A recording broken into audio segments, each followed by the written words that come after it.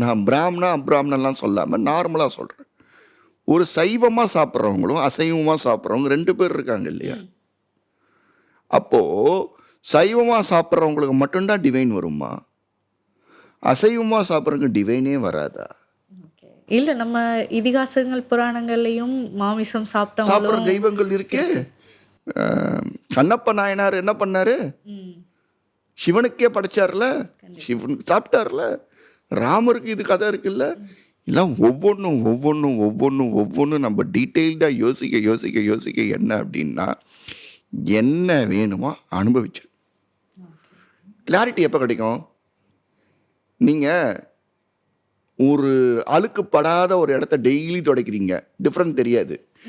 10,000 பேர் போயிட்டு வந்திருப்பான், டிஃப்ரெண்ட்டே தெரியாது. நீங்கள் மாங்குன்னு துடைச்சிருப்பீங்க டெய்லி, அதனால் அது அழுக்கே தெரியாது. நீங்கள் ஒரு 10 நாள் அதை அழுக்க வச்சுட்டு இன்னொரு நாள் துடைச்சி பாருங்களேன், க்ளீனாக இருக்கும். அப்போ பார்த்தவங்க என்ன சொல்லுவாங்க? என்னடா கிளாரிட்டியாக இருக்குது, யாரா துடைச்சது? அதானே வேணும். அழுக்கு படித்த ஒரு விஷயம் வந்து யாரா வேணா இருக்கலாம், நீங்களா இருக்கலாம், நானா இருக்கலாம், யாரா வேணா இருக்கலாம். தவறு யாரால செய்ய மாட்டாங்கன்னு நினைக்கிறீங்க? நான் தான் மகர்ஷிக்கே சொல்லிட்டேன். மகர் ரிஷி, பிரம்ம ரிஷி பட்டம் வாங்க அவ்வளவு திணறி இருக்காரு. எவ்வளவு திணறி இருக்காருன்னா, பிரயத்தனம் படுத்திருக்காரு. அதுவும் யார் வாயால?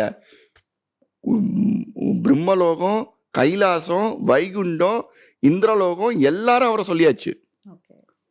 ஒரே ஒரு ரிஷி சொல்லலன்னு மனக்கிட்டு இருக்காரு. யாரு? வசிஷ்டர்.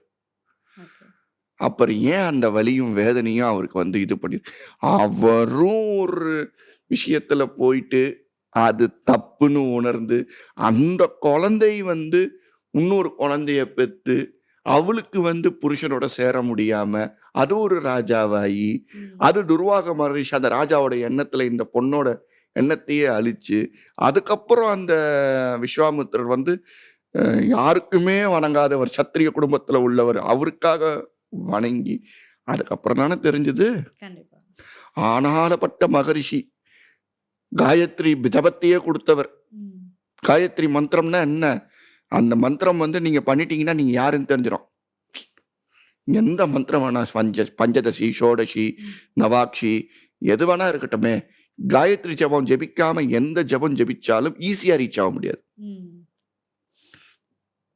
அண்ணா பண்ண முடியாதான்னா கிடையாது, கிடைக்கும். பட் ஈஸி டு ரீச் அப்படின்னா, அதனாலதான் அந்த காலத்துல பிராமணர்களுக்கு வந்து சந்தியாவனம்னு திரிகால சந்தியாவனம் சொல்லப்பட்டிருக்கு.